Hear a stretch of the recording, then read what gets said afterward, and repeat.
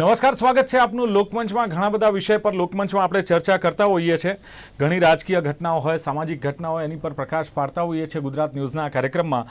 પરંતુ જ્યારે કોઈ એવી એક બાબત આવતી હોય કે જેને લઈને અવેરનેસની જો જરૂર પડતી હોય તો એ પ્રમાણે આ કાર્યક્રમમાં પણ આપણે ચર્ચા કરતા હોઈએ છીએ। અને ખાસ કરીને અત્યારે ચોમાસાની શરૂઆત થઈ ગઈ છે। આમ તો ચોમાસું જામી ગયું છે એમ કહીએ તો વાંધો નથી, પણ ચોમાસું આવે એટલે નો ડાઉટ ગરમીમાંથી છુટકારો મળે છે, ખેડૂતોને આનંદ થાય છે, પણ સાથે સાથે ચોમાસું ઘણા બધા રોગ લઈને આવતું હોય છે।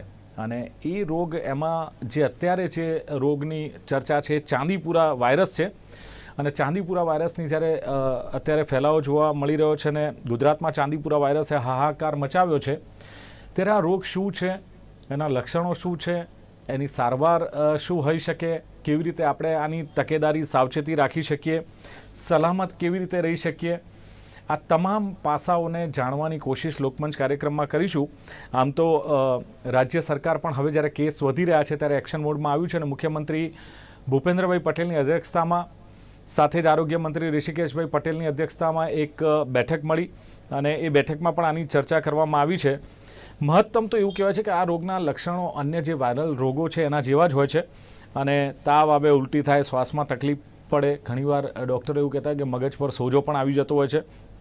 અને મોટે ભાગે 10 વર્ષથી નીચેના બાળકો હોય એ બાળકોને આ વાયરલ રોગ થતો હોય છે અને જીવલેણ હોવાથી એવું કહેવામાં આવે છે કે જો તમે આનો ભોગ બનો છો તો જલ્દીથી ટ્રીટમેન્ટ મેળવવી જરૂરી છે। પણ આપણે ચર્ચા એ પણ કરીશું કે કેટલો ખતરનાક છે, આના લક્ષણો શું છે, આના માટેની કયા પ્રકારની ટ્રીટમેન્ટ છે અને મેં કહ્યું તેમ વાયરસથી બચવા માટે શું કરવું જોઈએ। આમ તો સેન્ડફ્લાય જે માખી છે એનાથી ફેલાતો આ રોગ છે, એટલે એનાથી પણ આપણે કેવી રીતે દૂર રહી શકીએ, આ તમામ ચર્ચા ચાંદીપુરા વાયરસ સાવચેતી એ જ સલામતી આ મુદ્દે ચર્ચા કરવી છે। મારી સાથે જોડાયા છે ડૉક્ટર નિશ્ચલ ભટ્ટ, જેઓ જાણીતા ચાઇલ્ડ સ્પેશિયાલિસ્ટ છે। ડૉક્ટર નિશ્ચલ ભટ્ટ, સ્વાગત છે આપનું લોકમંચમાં। નમસ્કાર। નમસ્કાર અને સાથે જ જ્યાં શરૂઆત થઈ હતી સાબરકાંઠાથી, એવા હિંમતનગરમાં જે સાબરકાંઠામાં 12 કેસ નોંધાયા છે અને સિવિલમાં સારવાર લઈ રહ્યા છે જે દર્દીઓને, જેની પર સતત નજર છે, એવા ડોક્ટર ધવલ પટેલ પણ ચાઇલ્ડ સ્પેશિયાલિસ્ટ છે। ડોક્ટર ધવલ પટેલ, આપનું પણ સ્વાગત છે।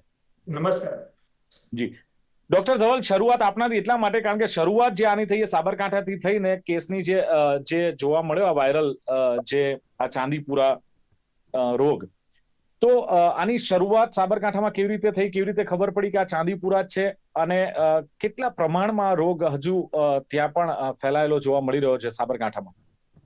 સાબરકાંઠામાં પહેલો કેસ મેઘરજ કોશીના ખેબ્રમાં એ તરફથી અંતરિયાળ વિસ્તાર જે છે ત્યાંથી કેસ આવેલા।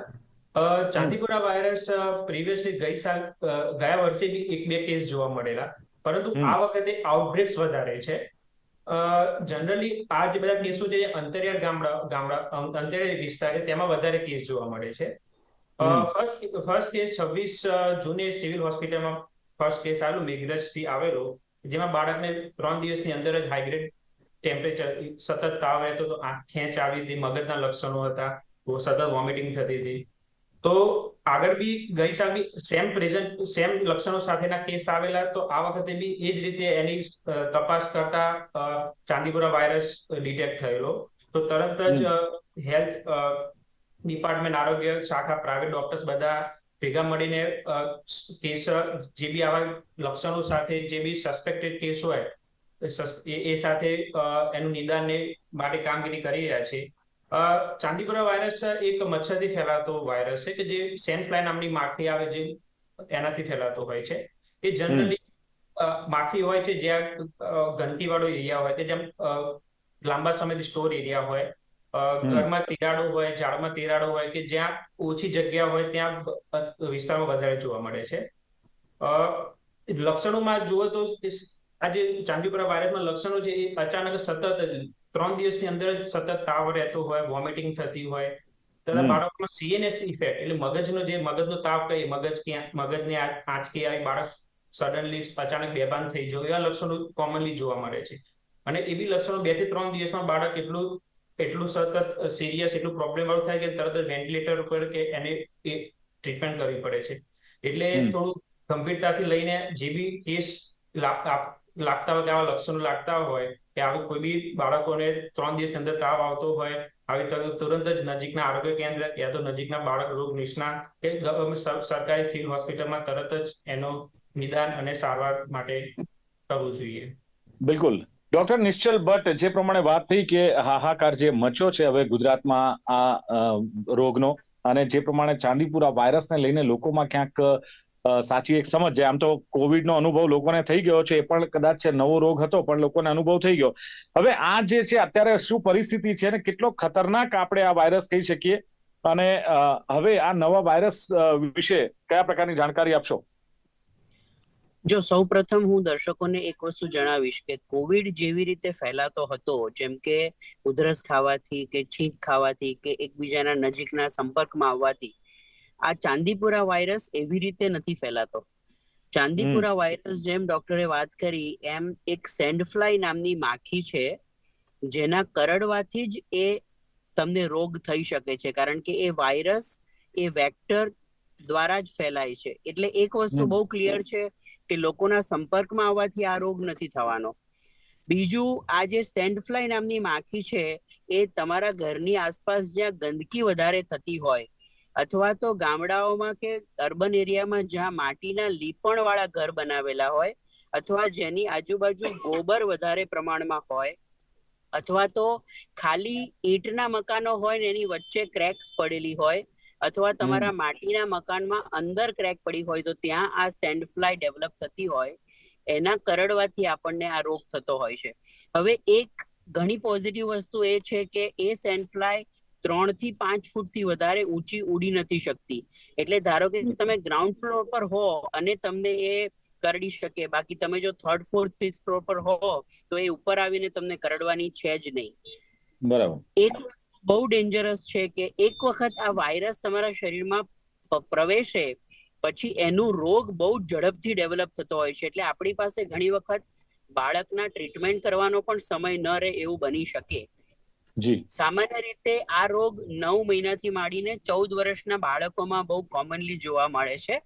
એટલે જ્યારે પણ તમારા બાળકને તાવ આવે, એની સાથે શરદી ખાંસી થતી હોય, અને 24 કલાકની અંદર જો એ બાળકને પેટમાં સખત દુખે, ઉલટીઓ થતી હોય, માથું દુખતું હોય, અથવા તો એ બાળકનું જે ઓરિએન્ટેશન છે એટલે કે એ વ્યક્તિઓને ઓળખતો બંધ કરે, અથવા તો ખેંચ જેવા સિમ્ટમ્સ દેખાય, તો તાત્કાલિક સારવારમાં આપણે ઇન્ટેન્સિવ કેર યુનિટમાં એડમિટ કરીને આપણે બાળકને ટ્રીટમેન્ટ કરવી પડે. કારણ કે આ રોગની ફેટાલિટી રેટ બહુ જ વધારે છે. 50 થી 70% વ્યક્તિ જેને આ રોગ થાય એ લગભગ ડેથમાં પરિણામે, અથવા તો એને કોઈક ને કોઈક સિક્વેલી રહી જતા હોય છે. માટે હું દરેક વાલીઓને એક ખાસ નમ્ર વિનંતી કરીશ કે આપણા ઘરની આસપાસ ચોખ્ખાઈ રાખે, બને ત્યાં સુધી આપણા બાળકોને ફૂલ સ્લીવ્સના કપડા પહેરાવીએ, મોસ્કિટો રિપેલન્ટ્સ જે અવેલેબલ છે એ પેચીસનો કપડા પર ઉપયોગ કરીએ, ખુલ્લા ભાગમાં મોસ્કિટો રિપેલન્ટ ક્રીમ્સ અપ્લાય કરીએ, ઘરમાં જો મચ્છરો કે માખી આવતી હોય તો મોસ્કિટો નેટનો ઉપયોગ કરીએ, અને તાત્કાલિક સારવાર માટે જો કંઈ પણ ચિહ્નો લાગે તો બાળરોગ નિષ્ણાત અથવા તો આઈસીયુ જનરલ હોસ્પિટલમાં કોન્ટેક્ટ કરે, જેથી અર્લી ટ્રીટમેન્ટથી બાળકને આપણે બચાવી શકીએ છીએ. ડોક્ટર નિશ્ચલ, આપે જે પ્રમાણે કહ્યું, પણ સામાન્ય રીતે શું છે કે આ ડબલ ઋતુ હોય કે ચોમાસાની સિઝન હોય એટલે બાળકોને સહેજ શરદી થતી હોય છે, ઉધરસ હોય છે, થોડું કદાચ ટેમ્પરેચર પણ આવે. હવે બાળક નાનું હોય એટલે મા બાપ એમ સમજતા હોય કે આ જનરલી જે થતું હોય છે પ્રમાણે સામાન્ય જે ટ્રીટમેન્ટ કરવાની હોય, ટ્રીટમેન્ટ ઘરગથ્થુ દવા કરતા હોય છે. તો કઈ રીતે એક અંદાજ આવી શકે કે આ સામાન્ય શરદી ખાંસી ઉધરસ નથી, પણ ક્યાંક આ ચાંદીપુરા વાયરસના લક્ષણો હોઈ શકે? એમાં શું ફર્ક ખાસ? યુઝ્યુઅલી સામાન્ય વાયરલ ઇન્ફેક્શનમાં કેવું થતું હોય છે કે શરદી ખાંસીથી શરૂ થાય, બીજે દિવસે તાવ આવે, ત્રીજા ચોથા દિવસે તાવ રહે ને 5મા દિવસે બાળક હસતું રમતું થઈ જાય કોમનલી. જ્યારે ચાંદીપુરા વાયરસમાં પ્રોગ્રેશન બહુ જ ફાસ્ટ હોય છે. એટલે 24 થી 48 કલાકની અંદર જ આપણને એવા સાઇન સિમ્ટમ્સ મેં જે તમને હમણાં જણાવ્યા કે બાળકને સખત માથું દુખે, અથવા તાવની સાથે બહુ જ સિરિયસ પેટમાં દુખતું હોય કે ઉબકા ઉલટી થતા હોય, અથવા તો એનું ઓરિએન્ટેશન એટલે બાળક થોડુંક અજુગતું બિહેવિયર કરતું હોય, અથવા તો એને પછી માથું દુખે અથવા કન્વર્જન જેવું ફીલ થાય, તો આ સંજોગોમાં આપણે તાત્કાલિક સારવાર કરવું જોઈએ. એટલે હું વાલીઓને એવી વિનંતી કરીશ કે 24 કલાકથી વધારે તાવ ચાલુ રહે તો એક વખત તો આપણે હોસ્પિટલમાં જઈને બાળકનું ચેકઅપ કરાવી જ લેવું જોઈએ, કે જેથી બાળરોગ નિષ્ણાતને બાળકને ચેક કરીને થોડો આઈડિયા આવી શકે તો તાત્કાલિક એની ટ્રીટમેન્ટ હોસ્પિટલાઇઝ થઈને કરી શકાય. ઓકે, ડોક્ટર ધવલ, જે પ્રમાણે વાત થઈ છે કે બાળકોમાં જો આ લક્ષણો હોય તો કદાચ ચાંદીપુરા વાયરસ હોઈ શકે છે, તો પછી એના માટેની ટ્રીટમેન્ટ અથવા કોનો સંપર્ક કરવો? જનરલી એવું થતું હોય છે કે ફેમિલી ડોક્ટર પાસે જતા હોઈએ છે, તો આના માટે ચાઇલ્ડ સ્પેશિયાલિસ્ટ પાસે જ જવું જરૂરી છે? અને બીજું કે ટ્રીટમેન્ટ કયા પ્રકારની ખાસ કરીને મળતી હોય છે, ડોક્ટર ધવલ?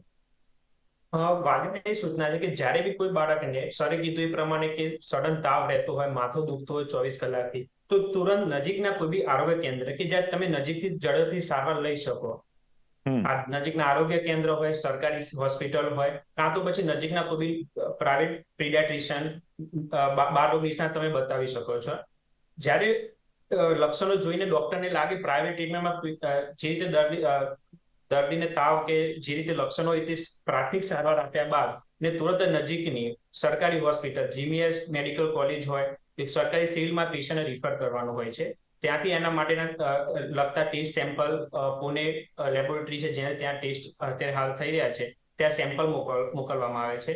2 થી 3 દિવસમાં સેમ્પલનો રિપોર્ટ આવે છે. ત્યાં સુધી અંડર કે જે આઈસીયુ અવેલેબલ હોય, જેથી ત્યાં સરે કીધું કે આ ઝડપથી એની અસરો જોવા મળે છે. તો વિધિન 2 થી 3 દિવસમાં બાળકને સતત તાવ આવે, ખેંચ આવે, તરત વેન્ટિલેટરની જરૂર પડે, તો બાળકને એવી જગ્યાએ આપણે સતત આપીએ છીએ કે જ્યાં આઈસીયુની ફેસિલિટી અવેલેબલ હોય, ત્યાં એની ટ્રીટમેન્ટ થાય, એના રિપોર્ટ્સ થાય, એના રોગ યોગ્ય સારવાર મળી રહે. તો ડોક્ટર ધવલ, જે આપે કહ્યું કે એના સેમ્પલ લઈને પુણે લેબોરેટરીમાં મોકલવામાં આવે છે, હવે ત્યાંથી એવું સાંભળ્યું છે કે સેમ્પલનું જે રિઝલ્ટ આવતા 2 થી 3 દિવસ થાય.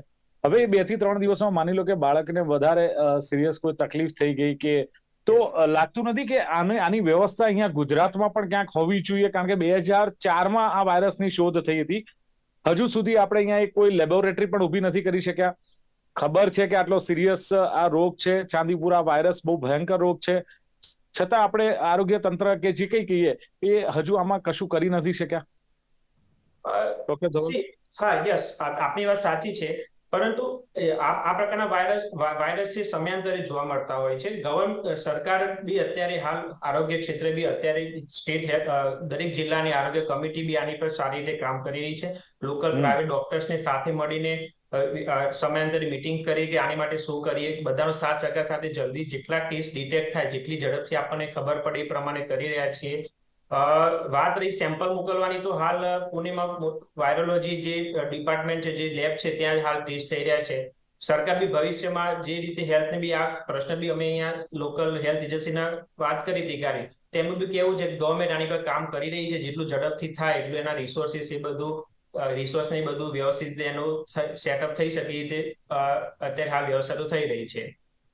ઓકે, ડોક્ટર નિશ્ચલ, જે પ્રમાણે વાત કરી આરોગ્ય તંત્રની, તો પ્રી મોન્સૂનની જે કામગીરી હોય છે એમાં નો ડાઉટ કે ગટરો કે વોકળા સાફ કરવા કે નહેરો સાફ કરવી એ તો છે જ, પણ સાથે સાથે આવા વાયરલ રોગો ન ફેલાય અને એનું સંક્રમણ ન વધે એના માટેની પણ તૈયારી ખાસ કરવામાં આવતી હોય છે. આવી તૈયારી હોવા છતાં પણ જો આવા ભયંકર રોગ જો કદાચ ભરડો લેતા હોય, તો શું હજુ ક્યાંક આપણે આમાં કઈ આગળ કરવાની જરૂર લાગે છે?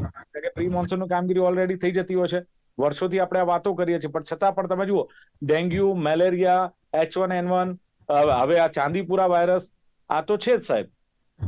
ના, તમારી વાત બિલકુલ સાચી છે. જે ધવલભાઈએ વાત કરી એ પ્રમાણે વાયરસ ડિટેક્શન માટેની વ્યવસ્થા આપણા ગુજરાતમાં અને બને તો અમદાવાદ સિવિલ હોસ્પિટલમાં થવી જ જોઈએ. પણ વાયરસ ડિટેક્શન એ એટલું બધું ઇમ્પોર્ટન્ટ નથી, કારણ કે વાયરલ ઇન્ફેક્શન છે એની કોઈ એન્ટીવાયરલ દવા છે નહીં. એટલે બાળકને આપણે સિમ્પ્ટોમેટિક કેર આપી થોડોક સમય પસાર કરીએ તો એ સેલ્ફ લિમિટિંગ કન્ડિશન હોય છે. એટલે જલ્દી ડાયગ્નોઝ થાય કે મોડું ડાયગ્નોસિસ થાય એનાથી ટ્રીટમેન્ટમાં કોઈ ફરક નથી પડતો, નંબર 1. નંબર 2, તમારી વાત બિલકુલ સાચી છે કે મોસ્કીટો અને માખીના બ્રીડિંગ પ્લેસીસ જે છે એના ઉપર ખૂબ જ અગત્યનું કામ કરવું પડે એમ છે. ફોર્ચ્યુનેટલી ઘણા વખતથી અમે એટલીસ્ટ અમદાવાદમાં મલેરિયાના કેસીસ ઘણા ઓછા જોઈ રહ્યા છીએ, કારણ કે ગંદકી ઓછી છે, પણ એની સામે ડેન્ગ્યુ, ચિકનગુનિયા અને આ વખતે આ ચાંદીપુરા વાયરસનું પ્રમાણ ઘણું વધ્યું છે. Definitely cleanliness, mosquito breeding sites clean કરવાની જરૂર છે, માખીઓ ન થાય એના માટે આપણે ચોક્કસ ધ્યાન રાખવાની જરૂરિયાત છે. અને એના માટે દરેક વ્યક્તિ સાથે અમદાવાદ મ્યુનિસિપલ કોર્પોરેશન અને ગુજરાત સરકારે એના પર ચોક્કસ ધ્યાન આપવાની જરૂરિયાત તો છે જ. બિલકુલ. અને ડોક્ટર નિશ્ચલ, પહેલા એવું થતું હતું કે ફોગિંગ કરવામાં આવતું હતું, ડીબીટી પેલો પાવડર છાંટવામાં આવતો હતો, દવાનો છંટકાવ કરવામાં આવતું હતું, આવું વર્ષો પહેલા. હવે કદાચ એ દ્રશ્યો ઓછા દેખાય છે શહેરોમાં કે ગામડામાં. એની પાછળના કારણો શું છે? એની પાછળના કારણો આપણને ગવર્મેન્ટની લેવલ ઉપર શું ચાલે છે તો ખ્યાલ ના આવે, પણ ડેફિનેટલી જે સ્વચ્છતા અભિયાન છે એ પછી ગંદુ પાણી ભેગું થઈને ત્યાં જે મોસ્કીટો થતા હતા એનું પ્રમાણ ઘણું ઓછું થઈ ગયું છે. જુલાઈ, ઓગસ્ટ અને સપ્ટેમ્બર આ 3 મહિના આપણે ગમે તેટલું કેર કરીએ ને તો પણ બાળકોમાં વાયરલ ઇન્ફેક્શનનું પ્રમાણ વધતું જ હોય છે. અને જેમ ડેન્ગ્યુ છે, ચાંદીપુરા છે, એ સાયક્લિકલ ડિસીઝ છે, એટલે 2-3-4 વર્ષે એના થોડા ક્લસ્ટર ઓફ કેસીસ જોવા મળે જ. અને ચાંદીપુરાનો હાહાકાર આપણને એટલા માટે લાગે છે કે એ રોગ એવો છે કે જે થયા પછી 50-70% બાળકોમાં લગભગ મોત થતું હોય છે, ફેટલ બહુ જ છે. એટલે એ સંજોગોમાં આપણે ખાસ એ કેર કરવી પડે કે બાળકોને આપણે મોસ્કીટો બાઇટથી બચાવી, ક્લીનલીનેસ રાખીએ, અને સાથે ગવર્મેન્ટ પણ એક્ટિવ થઈ અને આ ફોગિંગ ને બધું નવેસરથી શરૂ કરે કે જેને કારણે બ્રીડિંગ સાઇટ અને લાઈવ મોસ્કીટો છે કે ફ્લાય છે એનું પ્રમાણ ઘણું ઓછું કરી શકાય આપણાથી. ઓકે. ધવલ પટેલ, જે પ્રમાણે ડોક્ટર નિશ્ચલે કહ્યું કે ભાઈ ચલો સ્વચ્છતા ક્યાંક જોવા મળે છે ને એને લઈને પણ આમાંથી બચી શકાય છે, પણ જે અંતરિયાળ ગામો છે, જે એવા મહોલ્લાઓ છે કે જ્યાં ગંદકીનું પ્રમાણ પણ જોવા મળતું હોય છે, સ્વચ્છતા થોડી ઓછી હોય છે, તો ત્યાં આ રોગ વધારે થવાની શક્યતા હોય છે. તો નો ડાઉટ આપણે એકલા તંત્રનો કે આરોગ્ય ડિપાર્ટમેન્ટનો જે વાંક કાઢીએ પણ ખોટું છે. લોકોમાં પણ અવેરનેસ હોવી જોઈએ કે મારા ઘરની આસપાસ ગંદકી ના હોય, મારા ઘરની આસપાસ ના હોય તો મારી સોસાયટીમાં ના થાય, જો બધા સમજે તો એમાં ના થાય, તો પોતાના વિસ્તારમાં ના થાય. આમ કરતા કરતા પણ લાગે છે કે એક હાથે તાળી નથી વાગતી. આરોગ્ય તંત્રની સાથે સાથે જનતાએ પણ એટલું સજાગ રહેવું પડે, અને રહેવું પડે તો કેવી રીતે, ડોક્ટર ધવલ? હવે આપણે વાત કરીએ કે આ કેસ છે, અમે પર્ટિક્યુલરલી સાબરકાંઠા રિજિયનની વાત કરીએ તો અંતરિયાળ જ્યાં કાચા મકાનો વધારે, શરૂઆતમાં કીધું કે જ્યાં કાચા લીંપણવાળા મકાનો ત્યાં કેસ વધારે જોવા મળે છે. મોસ્કીટો બ્રીડિંગ છે એ બધું અંતરિયાળ વિસ્તારમાં વધારે હોય, ત્યાં સ્વાભાવિક વસ્તુ છે કે ત્યાં રેગ્યુલર સાફ સફાઈને થોડું સિટી એરિયા કરતા પ્રમાણમાં ઓછું થતું હોય. તો તમારી વાત સાચી છે કે આમાં હેલ્થ એજ્યુકેશન વધારે ઇમ્પોર્ટન્ટ ભાગ છે. આ રોગ એવો છે કે એને પ્રિવેન્ટ કરી શકાય. પ્રિવેન્શન ઇઝ મોર ઇમ્પોર્ટન્ટ છે. પ્રિવેન્શન જ આપણે કરી શકીએ. થયા પછી સારવાર તો આપણે એને કરવાના છીએ, પણ જેટલું પ્રિવેન્ટ કરીશું જેટલા કેસ ઓછા થશે એ ઇમ્પોર્ટન્ટ છે. હેલ્થ એજ્યુકેશનમાં આપણે કહીએ તો જે ગામડા આશા વર્કર કામ કરી રહ્યા છે, હેલ્થ એજન્સી કામ કરી રહી છે, તો એ લોકોનો આમાં રોલ બહુ મહત્વનો ભાગ ભજવે છે કે ભાઈ ઘરે ઘરે જઈને દવાનો છંટકાવ કરે, જ્યાં બી પાણીનો ભરાવ હોય ત્યાં યોગ્ય નિકાલ કરે, ગામડામાં જે ઢોર ઢાંખરનો કચરો હોય એ વ્યવસ્થિત સાફ થાય. આ વધારે બહુ મહત્વનું બની જાય છે. બીજું કે તમારી વાત સાચી છે કે દરેક લોકો બી એક સાવચેત રાખવી જોઈએ કે જેમ કે આજુબાજુ લાંબો સમય પાણી ભરાયેલું ના હોવું જોઈએ, યોગ્ય પાણીનો નિકાલ કરવો જોઈએ, મચ્છરોથી બચવા માટે મચ્છરદાનીનો ઉપયોગ કરવો જોઈએ, બની શકે તો સમયાંતરે ઇન્સેક્ટિસાઇડ તમે દવાનો છંટકાવ કરવો જોઈએ. તો આમાં સરકાર અને પબ્લિક બંનેનો બહુ જ મોટો રોલ છે કે આમાં આ રોગ કેવી રીતે નિયંત્રણ કરી શકીએ અને કેવી રીતે બચી શકાય. એટલે મારા પ્રમાણે તો હેલ્થ એજ્યુકેશન લોકોને સમજાવવા, લોકોને સામે કેટલું સપોર્ટ કરે એ વધારે મહત્વનું બની જાય છે આવા કેસોમાં. જી ડોક્ટર નિશ્ચલ, જે પ્રમાણે વાત થઈ ને કે લોકોમાં પણ અવેરનેસ હોવી જોઈએ, માત્ર આપણે જે આરોગ્ય તંત્રને કદાચ જવાબદાર ઠેરવીએ, સરકારની વાત કરીએ અથવા આમ નથી થતું, વાતો કરવી બહુ સહેલી છે. પણ તમે જુઓ કે પીએચસી ને સીએચસી સેન્ટરોની પણ શરૂઆત થઈ ગઈ છે. એટલે નાના જિલ્લા હોય, તાલુકા મથકો હોય, તો એમાં પણ હવે સારવાર મળતી થઈ છે. પણ શું આ સારવાર પૂરતી છે કે પછી લોકોએ પોતાની રીતે પણ આ અંગે થોડું જાગૃત, સચેત થવાની જરૂર છે? અને થવું તો કેવી રીતે, ડોક્ટર નિશ્ચલ? હા, એટલે આમાં મૂળ વાલીઓએ ખાસ જાગૃત થવાની જરૂરિયાત છે. દરેક બાળકની રોગ પ્રતિકારક શક્તિ વધે એના માટેના જે પણ કોઈ નાના મોટા પ્રયત્નો ઘરે થઈ શકે એ આપણે શરૂઆતથી કરવા જોઈએ. જેમ કે બાળકને જન્મથી 6 મહિના સુધી આપણે માત્ર માતાનું ધાવણ આપવું, ત્યાર પછી એને રૂટીન ઘરનો તાજો ખોરાક, એમાં સિઝનલ ફ્રૂટ્સ, વેજીટેબલ્સ, કઠોળ એનો ઉપયોગ વધારે કરવો. બાળકને જેમ આગળ જણાવ્યું એ પ્રમાણે ઇન્સેક્ટ બાઇટ ના થાય એના માટે આપણે જે કઈ પ્રયત્નો કરી શકીએ જેમ કે ફૂલ સ્લીવ્સના કોટન કપડા પહેરાવીને જ બહાર લઈ જઈએ. સ્કૂલે પણ વાલીઓએ જઈને તપાસ કરવી જોઈએ કે સ્કૂલ તંત્ર એ બાબતે જાગૃત છે, ત્યાં પાણી ભરાતું નથી અથવા તો ત્યાં મોસ્કીટો બ્રીડિંગ સાઇટ્સ છે કે નહીં. એ ઉપરાંત જ્યારે પણ બહાર લઈને નીકળીએ અથવા એવી જગ્યાએ હોઈએ આપણે કે જ્યાં આપણને એવું લાગે કે આ જગ્યાએ આઈધર સેન્ડ ફ્લાય કે મોસ્કીટો હોવાની શક્યતાઓ વધારે છે, ત્યાં મોસ્કીટો રિપેલન્ટ પેચીસ છે, ક્રીમ છે, સુવા માટે મોસ્કીટો નેટનો ઉપયોગ આપણા બાળકો માટે કરીએ. એ ઉપરાંત નિયમિત રીતે બાળ રસીકરણનો પણ આમાં ઘણો મહત્વનો ભાગ છે, કારણ કે આપણે કોરોના વખતે જોયું હતું કે બાળકોમાં કોરોનાની તકલીફ ઓછી થઈ હતી અને એનું એક કારણ એ પણ હતું કે એ લોકોની ઇમ્યુનિટી મેલિએબલ છે.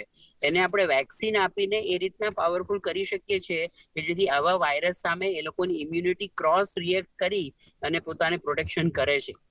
એટલે જે નિયમિત રસીકરણ ગવર્મેન્ટ તરફથી કરવામાં આવે છે અથવા તો જે પ્રાઇવેટમાં પણ જે અમુક રસીઓ આપવામાં આવે છે એ રસી ભૂલી ન જવી જોઈએ.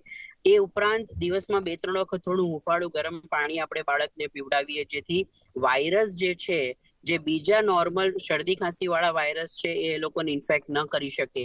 આ બધી ધ્યાન એવી કોઈ જગ્યાએ આપણે હમણાં ફોર અ વાઇલ લઈ ન જઈએ જ્યાં આપણને લાગતું હોય કે જ્યાં ઇન્સેક્ટ બાઇટ થઈ શકે છે. તો આ બધી વસ્તુઓનું તંત્ર આપણે ગવર્મેન્ટ પણ ધ્યાન રાખે, સાથે વાલીઓ પણ ધ્યાન રાખે. તમે જે પ્રશ્ન પૂછ્યો કે પ્રાઇમરી સારવાર તમને ડેફિનેટલી CHC PHC માં મળી જાય, પરંતુ આ બાળકો બહુ ઝડપથી ડિટ્યુરેટ થતા હોય છે. એટલે એ સંજોગોમાં એમને ઇન્ટેન્સિવ કેર યુનિટ જ્યાં અવેલેબલ હોય ત્યાં બહુ ઝડપથી શિફ્ટ કરવા બહુ જરૂરી હોય છે.